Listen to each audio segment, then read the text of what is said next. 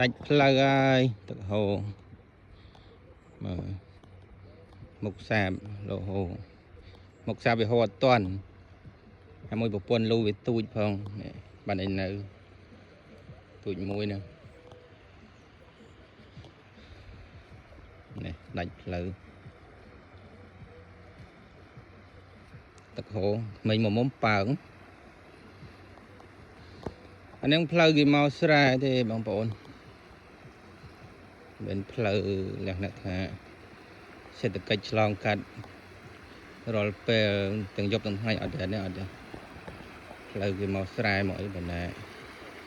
ក្នុងសហគមន៍នេះគេចងក្រងគេចាប់មូលនិធិដើម្បីកសាងផ្លូវលក្ខណៈថាគម្រោងដែលរដ្ឋាភិបាលគេចាត់ថាវិការដែលគេឲ្យជាផ្លូវលំប៉ុន្តែប្រជាពលរដ្ឋគាត់មានទឹកចិត្តណាមួយគាត់ជំរុញឲ្យសេដ្ឋកិច្ចគាត់ចរន្តសេដ្ឋកិច្ចគាត់មមាញឹកក្នុងការប្រមូលផលហើយដល់ពេលហ្នឹងគាត់រៃលុយគ្នាទិញក្រូសទិញអីណាបងប្អូន